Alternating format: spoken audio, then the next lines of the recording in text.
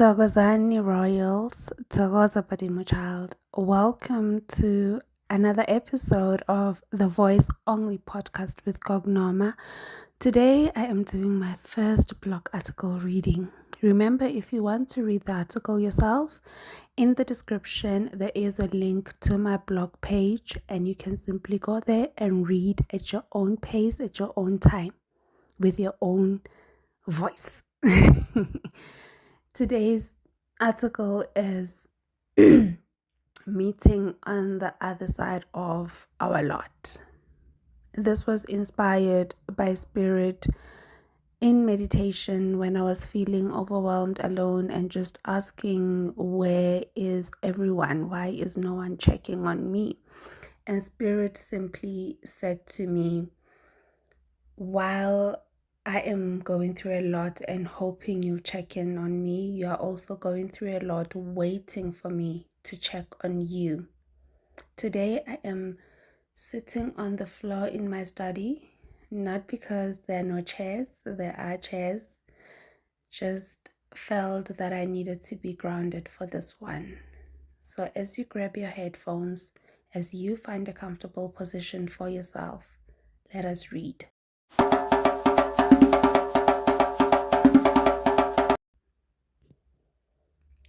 Life has a way of weighing us down, doesn't it? Some days it feels like I'm walking under a heavy cloud, hoping someone will check in on me, only to realize that those around me might be feeling the same way, silently waiting for me to check on them. That realization hit me hard. It reminded me that while I'm navigating my own struggles, others are also carrying their own burdens, and often we all are waiting in silence.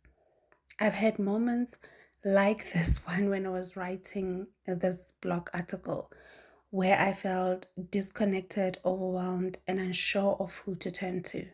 And I've also had moments where I assumed others didn't care, only to later realize they were struggling too. It's easy to get lost in our own hardships and forget that others are experiencing their own. But what if we met each other halfway? What if instead of waiting, we reached out first? This message from Spirit came through so clearly for me. I am going through a lot and hoping you'll check in on me. You are also, when I'm going through a lot, hoping that you will check in on me. You are also going through a lot, waiting for me to check on you. It made me pause, it made me reflect, and it made me want to do things differently. Now I am hoping that I can meet others on the other side of their lot. I sat with this message, allowing it to settle within me, and I realized that I want to be more intentional about connection. Well, people around me might argue that I'm already intentional about connection, but I'm not talking about just receiving support. I'm also saying offering it, not from a place of obligation, but from a place of understanding. And these are a few things that I hope to practice as I settle into 2025. Choosing empathy.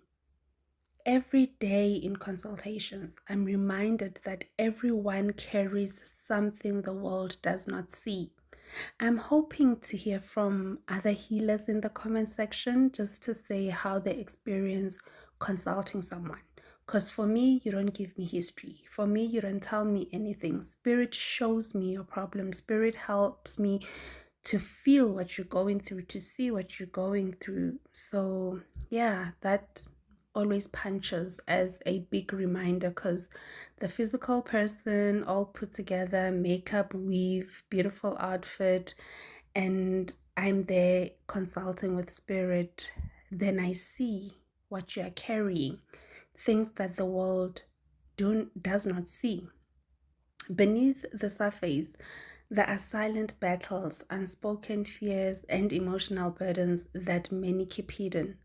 This awareness has pushed me to be more present, more patient, and more compassionate, whether with family, friends, or total strangers. We often judge too quickly, assuming we understand someone's circumstances based on a single moment or interaction. But what if we chose kindness instead? What if instead of frustration, we extended grace? A little patience, a small act of kindness, or even a genuine smile can make all the difference to someone who is struggling. Empathy is not about fixing people's problems, but about acknowledging their feelings and offering support in ways that are meaningful to them. It's about listening without judgment, showing up in small but significant ways, and allowing space for others to be seen and heard. In a world that often feels chaotic and disconnected, choosing empathy is a conscious effort to nurture understanding and build deeper connections. So today, I remind myself to slow down, to listen more, and to approach each interaction with an open heart, because we all carry something unseen, and a little kindness can go a long way. Reaching out first when I can. Emphasis on when I can. I've decided to stop waiting. Life moves fast, and we often assume people will always be there. But the truth is, a simple message, a check in, or even a voice note can mean the world to someone. And if I want to be that person when, and I really want to be that person when I have the capacity to do so. This isn't about overextending myself or chasing people who have made it clear that they don't value my presence. It's about reciprocity, about showing up for those who have shown up for me. There was a time when I thought relationships should be effortless, that if someone cared, they would reach out just as much as I would. But I've learned that life doesn't work that way. People get busy, they struggle in silence, and sometimes they assume their presence isn't missed. I'm that person sometimes. Sometimes we need to be the ones to bridge the gap. That being said, boundaries matter. I'm not advocating for constantly pouring from an empty cup or ignoring the reality of one-sided relationships. Remember, I'm all about filling your cup first.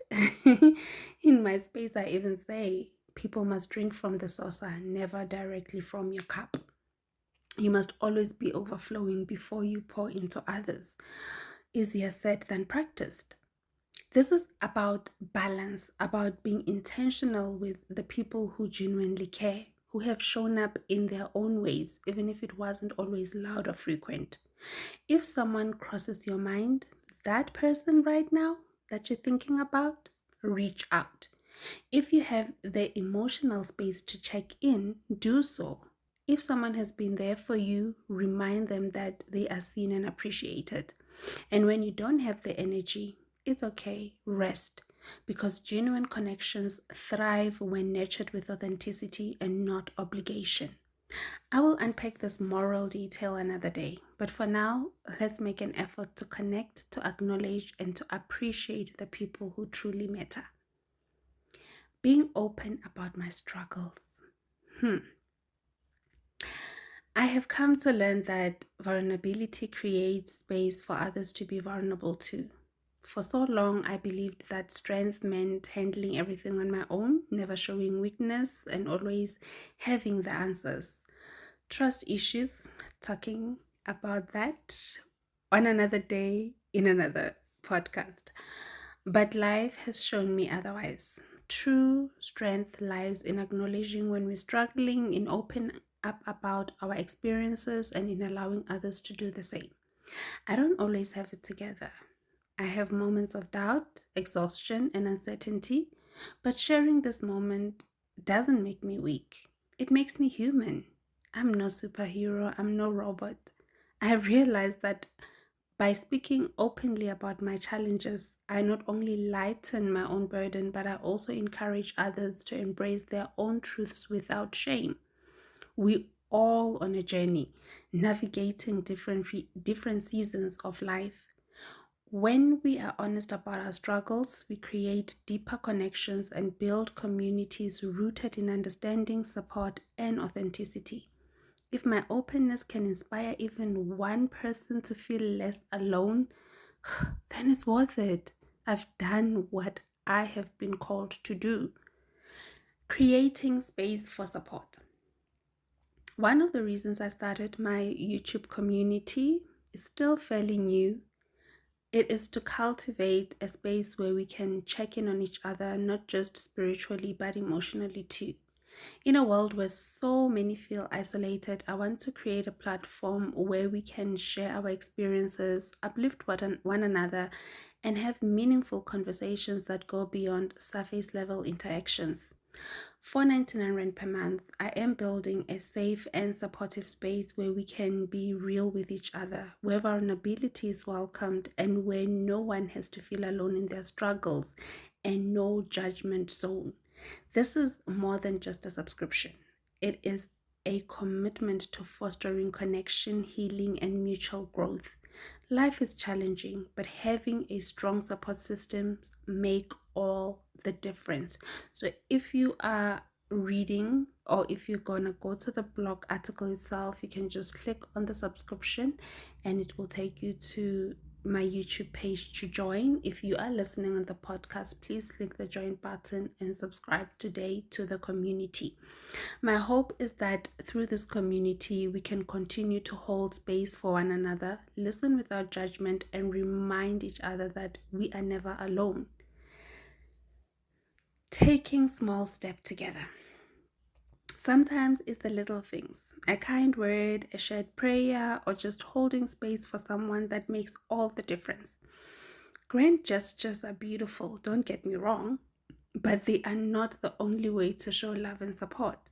Small intentional acts matter just as much, if not more. I'm learning that I don't have to have all the answers and I don't have to do everything at once. Healing, growth, and connection happens in small, meaningful steps. Whether it's sending an encouraging message, checking in on a friend, or simply being present in someone's moment of need, these actions contribute a ripple effect to love and kindness. Let's walk this journey together, one small step at a time. Let's choose to show up for each other in ways that we can without pressure or expectation. Because in the end, it is the consistent, genuine efforts that truly leave an impact. As we settle into 2025, I want to commit to showing up, not just for myself, but for others. I want to walk this journey with open hands and an open heart, knowing that none of us are meant to carry our burdens alone.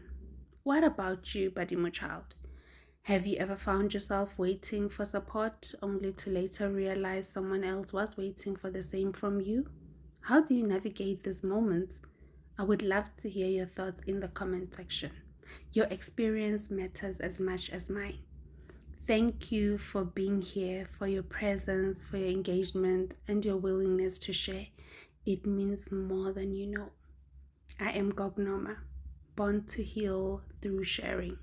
Spiritual empowerment is my focus. Until next time, Badimo child, let's show up for each other in whatever way we can. Hopefully, you will share your story. Hopefully, this will trigger for you to maybe reflect, introspect, and find ways in which you can show up better for yourself and for others. Reminder, it's important to me and to everyone in this community, in this classroom, to hear how you're navigating this journey called life. From me, Gognoma, until next time, Lesedi.